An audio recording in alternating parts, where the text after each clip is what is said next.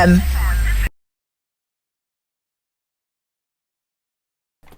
Welcome back to another episode of the Disability Life podcast. I'm up here in Durham, a long journey up, and I'm here with James Douglas. Welcome along. Thank you for having me. Yeah. And we should just mention that I do actually know James himself. There was a BBC News article about visually impaired cricket that I managed to stumble across one night and got in contact. So it was a very good article, wasn't it, actually? Yeah, no, I was very happy with it. Thankfully the journalists were very kind of true to what was said, so yeah. Yeah. So James, as you probably can tell, is from Northern Ireland, in Londonderry. Yep. How was growing up as a child? Yeah, so growing up, it's very similar to, like growing up in the UK, very similar place. Yeah, so that was the one difference, like visually impaired sports-wise, is just Northern Ireland. There maybe wasn't the same number of kind of activities and stuff that goes on in England. There was always like a few sports and stuff, especially before COVID, but yeah, there just wasn't. There's just not, there's not as many people, so there's not as many kind of things that go on. But no, had a good time as a child anyway. So. And when did your vision come in? Because you've got limited vision. Mm-hmm. Was that from birth? Yes. So my condition is called Oculocutaneous albinism, which took about 2 weeks to learn to say, and I was born with it.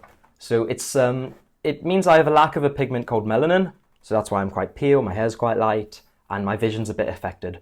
So my vision's a bit like a unfocused camera.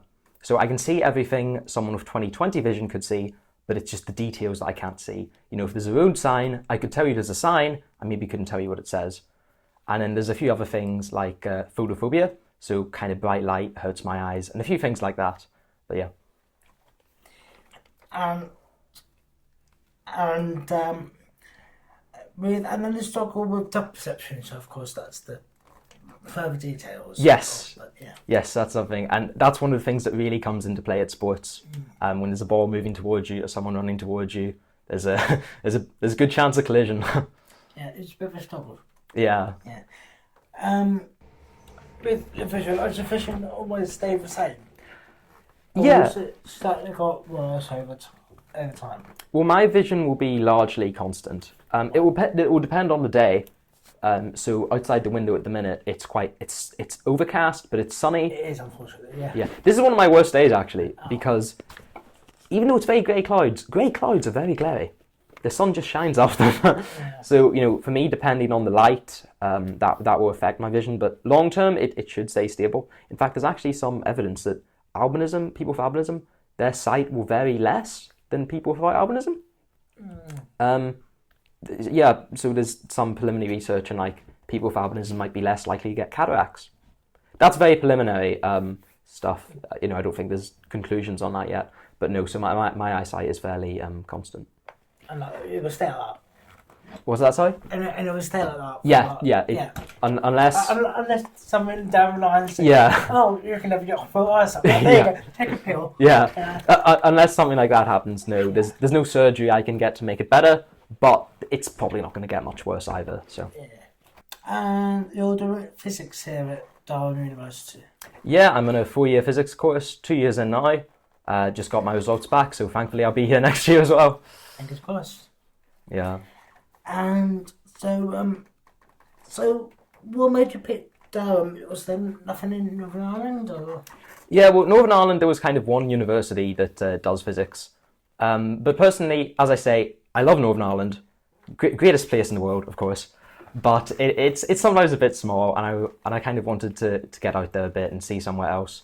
And one of the kind of key factors when I was looking at unis, or one of the factors, was actually the visually impaired sports. And as I say, Northern Ireland, there was maybe 2 or 3 clubs across the province, whilst I saw in Newcastle there was goalball clubs, cricket clubs, football clubs, tandem, tennis, everything. So that was actually one of the key reasons I kind of came to England, came up here. There's just, well, firstly, Durham's a lovely place, and then there's also just a lot more opportunities in places like Newcastle and in the like surrounding area. You've got to say that, haven't you? Yeah.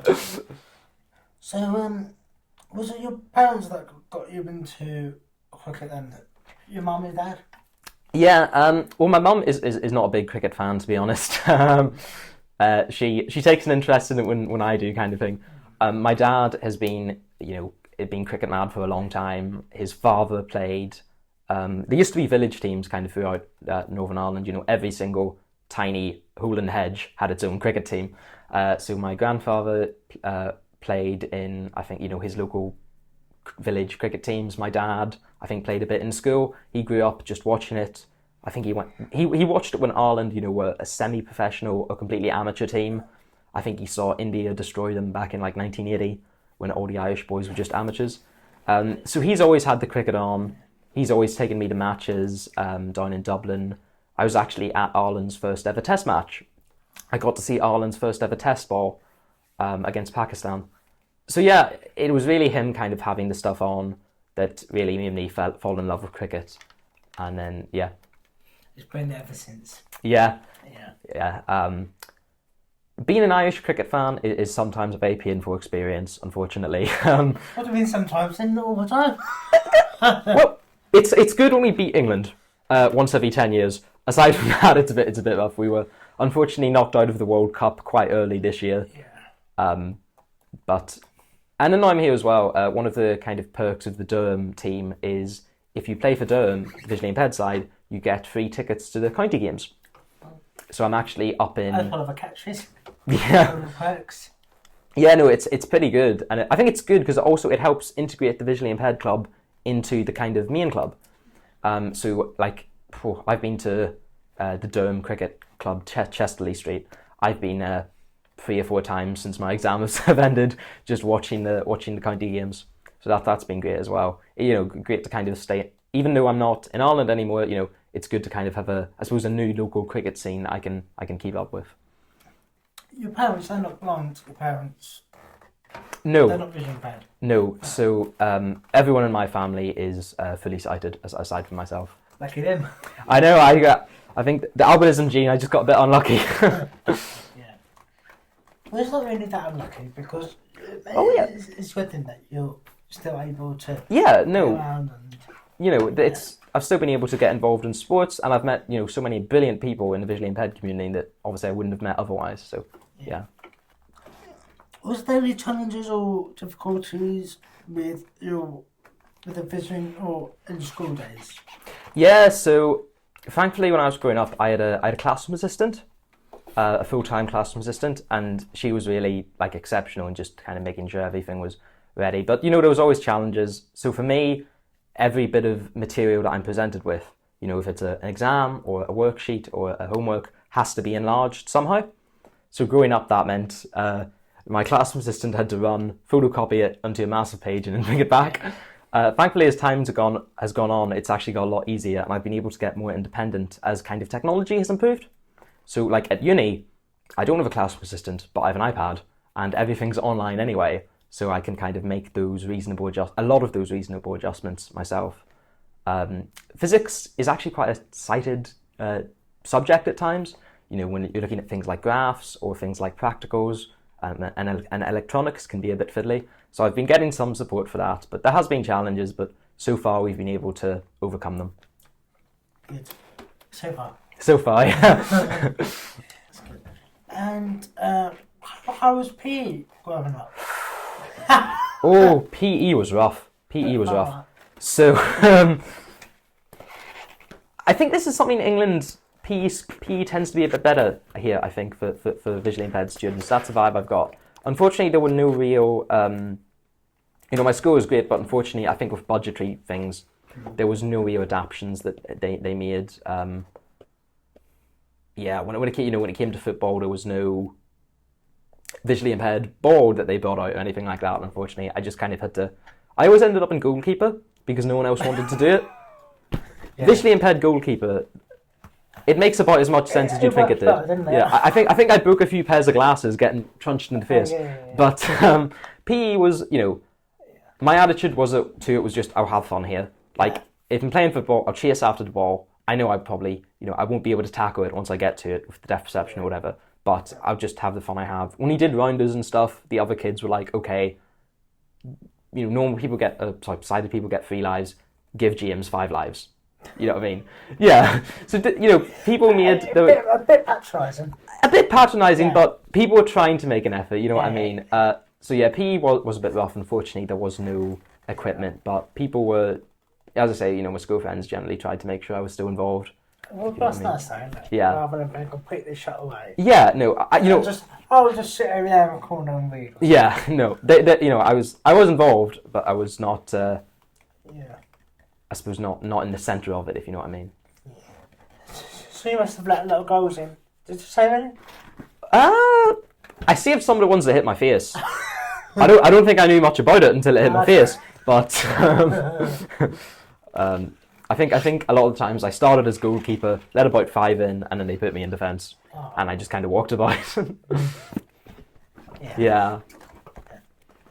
Good to me. And you love your cricket, but you found it difficult to complete competitive sport. That was at Ireland, wasn't it? Yeah. There was only 3 clubs, or... Yeah. So back in Northern Ireland, there were no disabled cricket clubs. Cricket is quite a niche sport over there. Yeah. And the only real way to get involved would have been, say, to go to your club and maybe ask them, could I come along? Could you get a new ball? Something like that. Unfortunately, I didn't really have the confidence to do that when I was younger. We didn't have any connections to cricket clubs, really. So I just never got involved in cricket. I was watching it on the TV constantly, obsessed with it, going to every Ireland match I could, and watching us lose a lot, unfortunately. But yeah, it was something I was always loved. But while I've kind of now discovered that I probably could have asked people and been like, can I come along? At the time, I just didn't have the confidence or didn't realise that that was a possibility because there was no, official structure. So yeah. Yeah. And then you were more, of course, rather than get involved, you would be on the sidelines. Yes. Yeah. So Yeah. At the matches with my binoculars out. Yeah. So can you explain the sport cricket, visually impaired cricket? Mm-hmm. Because I read that you've got the ball has to bounce like this twice before it reaches. I'm assuming there's some sort of bell or alarms in the ball or something. Yeah. Well, one of the unique things about visually impaired cricket is actually that you have several different kind of levels of disability on the team. So you have completely blind players, you have players who can see, just about a hand in front of their face, you have players like me who can see a bit more, and then you have players who can see even more than that. So one of the challenges of visually impaired cricket is trying to balance everything together and making sure that I'm able to play and that a completely blind person is able to play and that people with a bit more sight than me can also play and that we can play in the same kind of grip. So the ball is a lot bigger than a normal cricket ball. It's actually a football. Oh. So when you hold it, you actually have to kind of cock it into your wrist because you can't hold it in your fingers. So the ball is a lot bigger, and as you say, it has some little bells in it. So every time it hits the ground, the bells rattle about. So if you're completely blind, the ball has to bounce twice before it reaches you. Because if you think about it, the only way you can know that ball is coming is by listening to it. So you have to wait and hear, okay, it's bounced here, it's bounced here, that means it's going to come here, swing at it. Players like myself, I'm only allowed, bowlers can bowl 1 bounce at me. So because I have a bit more sight, like, okay, you can use your eyesight, we'll give you 1 bounce. And there are actually players who it doesn't have to bounce at all. You can just go full toss at them. It's a very difficult ball to hit. But yeah, so there's a lot of kind of changes, especially for the completely blind players. They score double runs. So if they hit a 6, it actually counts as 12. And then someone like myself would run for players with a bit less vision. And then also blind players are allowed to catch it after it's bounced. So if it bounces once and you're completely blind, you can catch it. But then someone like myself just has to catch it out of the air. Unfortunately, I'm absolutely shocking at catching. So that hasn't happened yet, but we'll see. And so to say that you preferred fielding more than... Yeah, well, I wouldn't say it's necessarily that I preferred, but it was... I know that's what they had in the article. I think there's a bit of misunderstanding. But I suppose that's kind of... in the first few matches, that's what I had to do a lot, I suppose, because I went out to bat, got out very quickly, went into bowl, didn't bowl very well. But as one of the like sided players in the team, my job is to field on the boundary. So the players who can see a bit less are up and a lot closer to the batter, and the players who can see a bit more, we stand back. So in the fielding, that's actually probably where I do like most of my work, is a lot of running, a lot of throwing and stuff like that, just because I can see that bit more. Meanwhile, the like blind players are right beside the bat in case he hits it, so they can catch it on the bounce. I suppose in theory, I'd probably be a bit of a batter mostly. Unfortunately, I played one game last year and 5 games this year. I scored more runs in that one game last year than I have so far this year. Really? Yeah, it's so I've gone from playing in a kind of regional level to now playing in a national level, and it's just taken a bit of time to acclimatise to that. And in bowling, I've taken 1 wicket this season, but my bowling's gone a bit adrift as well. But we're looking to kind of claw it back in the second half of the season. There's all that university work you've been doing, isn't it? Yeah, exactly. To be fair, as a student who plays for teams like Yorkshire as well, Durham is quite far away from Yorkshire, so it is. When I'm during exam season, if I want to go to train in Yorkshire, that's a day. That's an entire day that I can't. I have to ride off between travelling and training and then travelling back. So I sometimes don't make all the training sessions that I could, just because of work and because of the distances involved, unfortunately. But yeah.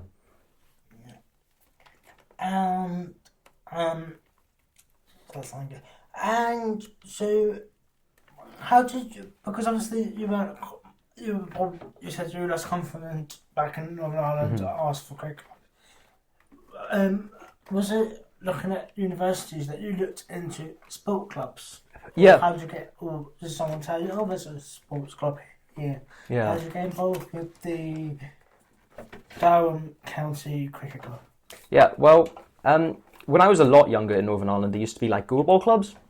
So I'd been over to England once or twice playing in talent camps or small tournaments, things like that, back in like 2015, 2016. And it was when I was over there then that I kind of realised there's so much visually impaired sport over here. So it was always in the back of my mind. I knew there was a lot of stuff in England.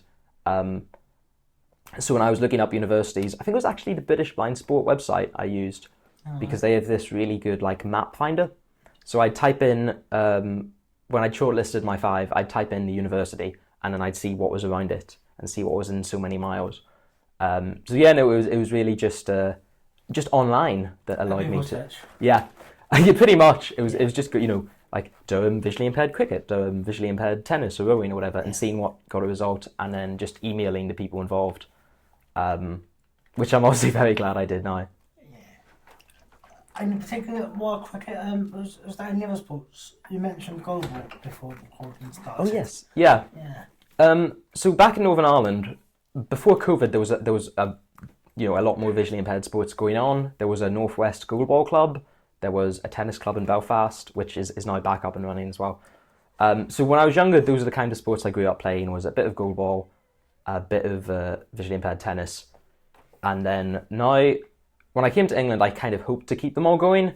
But as I say, from back home, cricket is my that's the sport I love to watch. So it had to go on. Goalball, I'm now really settled into. There's a Newcastle Goalball Club, so I play with them quite often. It's actually probably my more, I suppose, competitive sport. Cricket, I'm really doing it for the love of it, as well as trying to win, of course. But so at the minute I do goalball and cricket, and I also do a bit of weightlifting and stuff with the university.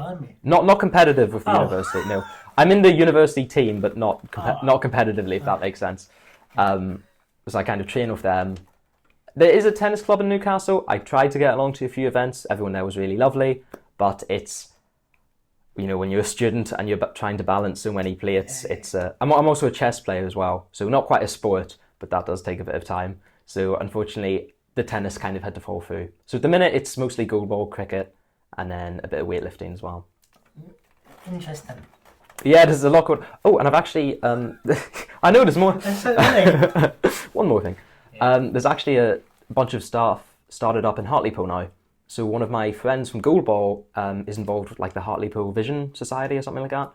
and he's set up. There's like a judo club and there's a baseball club. So I've started going along to baseball training, more for the fun of it. Again, I don't think I can't balance another competitive sport, but yeah, it's a really interesting sport as well. It's kind of a mixture between goalball and cricket. Is really.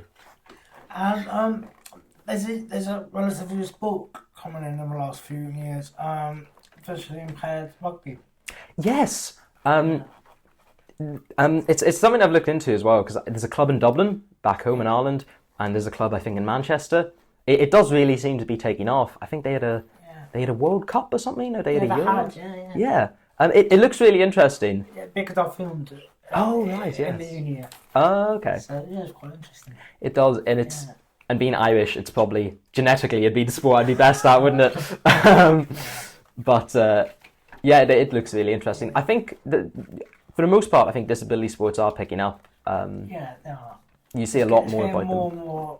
More well known and Yes. more aware, and especially with the Paralympics and stuff. Yes, I'm looking forward to that as well. I was at a few events in London. I was just a wee lad back then, but I was at a few of I think it was like the amputee shooting, amputee archery, things like that, blind judo. So yeah, looking forward to watching it in the TV this time. Yeah. And so you mentioned that you played for Durham and Yorkshire. So why, obviously Durham, yeah, you're here. Yeah. But why Yorkshire as well? Yeah, so that's kind of just so in the the visually impaired cricket, domestic system, how it works is there's regional counties that play just, in their region, and there's national counties that are a bit higher level and play across the country. Okay. So Durham is a regional side, and I joined them just because they were close. But then at my goalball club in Newcastle, one of the players there was, I believe she's captain England before in the cricket, Lewis Turner, and she was like, oh, there's also a Yorkshire club, and you can play regional with one side and national with a different side, because they won't, play against each other. So I was like, oh, come along to Yorkshire training, and then came along to Yorkshire, had a good time there as well. So now, in theory, I play for both. Unfortunately, Durham has been really unlucky this season. There's been a lot of rain, and all the matches have been called off so far. Hopefully, as it dries up, we'll get a few games. Oh, just purely because of the weather? Yeah. Yeah, I think there was 2 matches missed for the weather, and then there's one club has now folded, unfortunately, as well. So then we've missed those matches. And I think we tried to organise friendlies, and I think they were rained off as well. So it's just the Great British weather hurting us a bit at the minute. Terrific. Yeah. That's the problem with being up north, isn't it? Yeah. And you, with all this, you said that you'd like to see a creation or competitive visually impaired cricket in Ireland. Yeah, it would be. Yeah, it would be quite good. It would be amazing to have something like that back home. There's all the will there, you know what I mean? There are, because I've spoken to people in like the different cricket unions, and they would love to start up something. It's just, I think it's money and it's population as well. It's a bit of a smaller place. Yeah. I think if there was to be cricket in Ireland, I think it would be mixed disability cricket. There is such a thing in England. I think it's called the DP40 or something. Yeah. Like mixed disability stuff. It's obviously, a lot of a challenge to make sure, like, how do we make sure everyone's included? You know what I mean? How do we get a ball that suits someone with visual impairment and with cerebral palsy and with yes, and all the things. But I think there's a few programs started up in Ireland. There's I believe in like the Derry Down syndrome community. I think they play cricket quite a lot. They've had stuff with the local cricket board. So there's stuff going on in disability cricket. Hopefully it will kind of, hopefully they'll be able to start up competitive clubs. I think it just comes down to, can they find the money? Can they find the time? Resources, availability. Yeah. And as well, unfortunately, we don't have I know a lot of English people complain about their public transport. I think the public transport here is amazing. It's quite good actually. Yeah, no, there could be a bit bloody late. Yeah, there's lots of trains available, whether they show up's the thing. Unfortunately, back home, we don't have as many trains and buses. So that's another thing is, obviously, visually impaired people can't drive. So it's trying to, I think as well, organise clubs that people can actually get to. It is one of our challenges. No, unfortunately not. I just assumed because of the vision. Yes, yeah, no, I'm not allowed to drive. For the safety of everyone around me, I think it's fair enough. unless there's people you don't like, Yeah. in that case, it's fine. Exactly. Yeah. Although I have done the RNIB and different charities have done driving experience things. Oh, yeah. So you know those ones where you get to drive, but there's a learning instructor beside you, and you drive around an airfield or something. Yeah. So I've done a bit of driving experience, and I was awful at that. So I think it's for the best that I'm never allowed behind an actual wheel. Yeah. And I was going to say, would there be demand on? Because I don't know how much of the population you've got vision impaired Yeah. compared to cerebral palsy, Down syndrome, and it's sort of ordinary, if you like. Yeah. Yeah. So I didn't know what the population was. Yeah, I think disability-wise, I think there probably is still demand for sports because I think there are still a few holes. I obviously, I'm not completely up to date with the Derry scene, Yeah. but as far as I know, there aren't, any like visually impaired sports clubs at all in Derry. So I think from a disability sports standpoint, there's definitely demand for something. Yeah. I suppose one of the challenges cricket in Ireland is unfortunately still it's sometimes seen as a British sport. So there's some people who maybe wouldn't want to get involved with it from those grounds. But on the other side, I suppose there's the idea that because cricket is quite a niche sport in Ireland, by having it as one of the disability sports options, you might actually be able to bring people into cricket in general. Yeah. That was one of the kind of talking points we had with the cricket unions. Yeah. So I think there's demand for sports, and if cricket fills that sport, I think there could definitely be something. I just thought I'd ask that question because I've not been to Ireland for a few years. Yeah, no, it's largely the same as the UK, to be honest. You know what I mean? Yeah. Culturally and all very similar. So. Yeah. And you said that you would encourage other impaired people to look locally in their local area for cricket clubs. Yeah. And get involved. Yeah, even just in sports in general, that's kind of what I found is, even as I say, when there aren't the organised leagues and organised teams, people have the will to help you. People are interested in disability sport and people want to help you with disability sport. So that would be my advice. It's just like, if you want to play, cricket or any other sport and there's no visually impaired or disabled team about you, just, fire someone an email, message like a local club and be like, can I come to sessions, and use a tennis ball or use such and such. It's just any way, you can help me get involved. Even, when I've been in England, that's kind of what I did. I just obviously it was to visually impaired clubs, but it's just about, trying to get in contact with people. I thought cricket would be my main sport coming here. I didn't actually think I'd get that invested in goalball, but I emailed the local club and they've been so great that now it is something I'm really invested in. And then similarly at university, unfortunately there isn't any, there's obviously no visually impaired teams at the university, and there's no real, so there's Box, which is the British University Championships. Oh, yeah.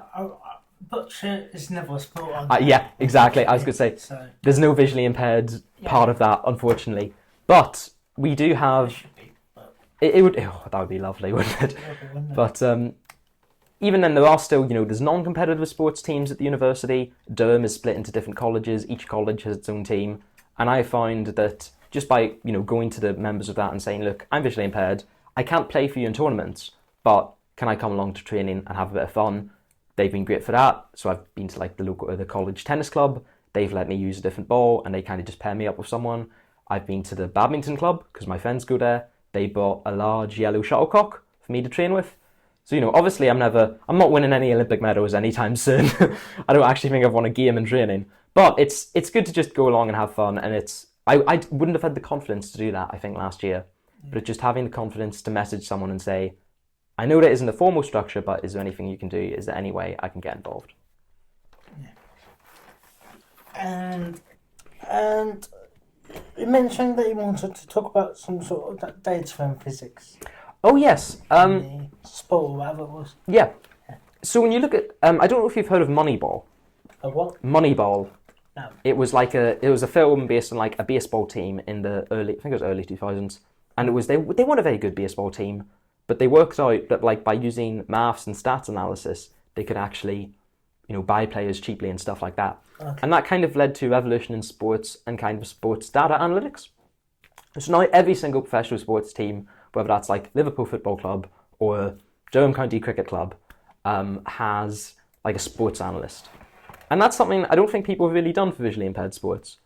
I think, Goalball UK have done a bit for their players, and at higher levels I think they do, but a lot of, sided cricket clubs and stuff even are starting to bring data analysis into their thing to work out, okay, where does this bowler bowl? Where does this batter get out? And as a physics student, it's always something that really interested me, is data analysis, because, as part of my degree, I do Python and coding and all sorts of horrible mathsy things. So I thought, I'll combine, I love visually impaired cricket, I love maths and physics, so I kind of and then I saw no one's ever done some data analysis on visually impaired cricket, so I kind of did it myself. So I went through the games and worked out, what's a good average score, how fast should you be, playing, what do different teams do, is there a home away advantage, if you win the toss, what should you do, where certain players tend to score, so then you can kind of set your field to try and get them out.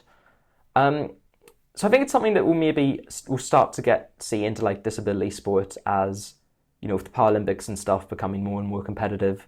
I think there's now, more and more disability sport professionals about. I think that like data analysis is, especially with sports like goalball, where obviously people understand the sport, but maybe we don't have the exact figures. We you should be defending this ball in this way and whatnot, but there maybe isn't the exact figures.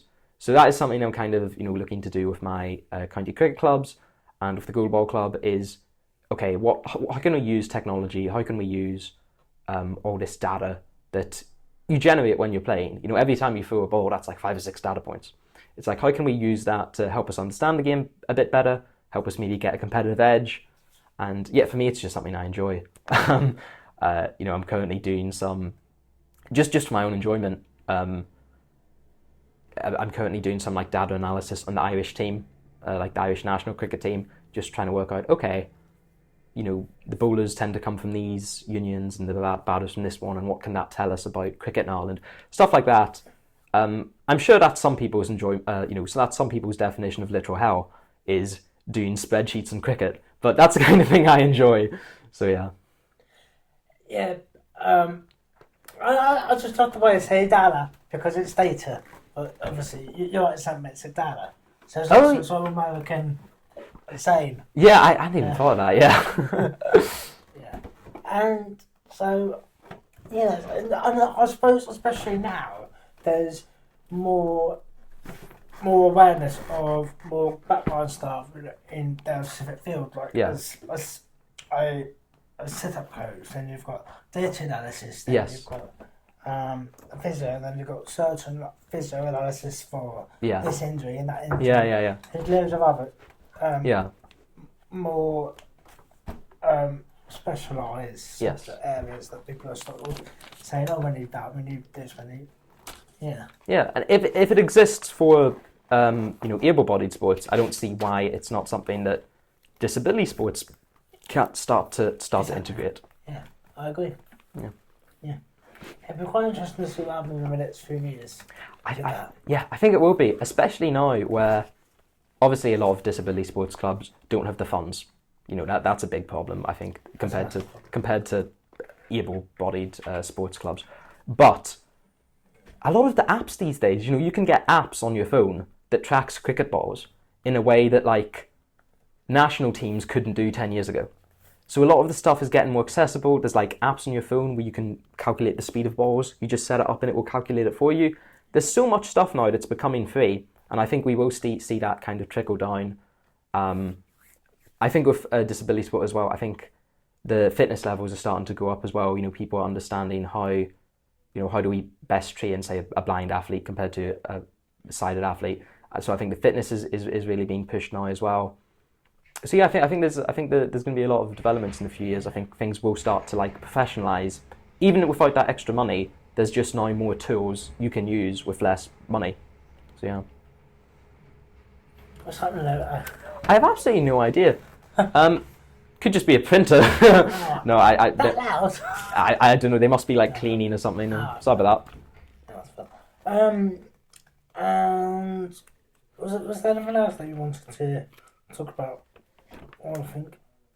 Off the top of my head, no. I think that's everything. Again, I think my main message would just be if you want to get involved in kind of sports, or even a specific sport, because for me it wasn't about getting involved in sports that I was really excited for. I've been involved in sports. It was getting involved in cricket, as much as I love my other sports. So I think if you want to get involved in sports in general or something specific, just do put yourself out there, and just see if there's anything that can be done. You don't ask, you don't get. Yeah, exactly. It is a bit of a burden, because if you're not disabled, you can just go to your uni sports club. You can do this, you can do that. It does put a bit of more of a burden on you, but I think it's something that's worth doing. What tips and advice would you give to other visually impaired people for life? Yeah. What advice would you give them? Yeah, I think it's just keep asking. You know what I mean? You will have to work a bit harder for things, I think, a lot of the time, whether that's to make sure you get the right equipment in university, or whether that's to be involved in sports. You will have to ask, and you will have to sometimes scrap a bit to get it. But people are generally really willing to help. That's the one thing I found. A lot of times you hit up against bureaucracy, you hit up against not enough money, but I rarely, hit up against someone who just doesn't want to help me. So there's always, for the most part, there's always solutions to problems, and it's just working with whoever you can to just try and find those solutions. And I believe that's it. Thank you Good. very much. Thank you very much for having me. I've had a great time talking to you. Hope your listeners enjoy. Thank you. Thank you.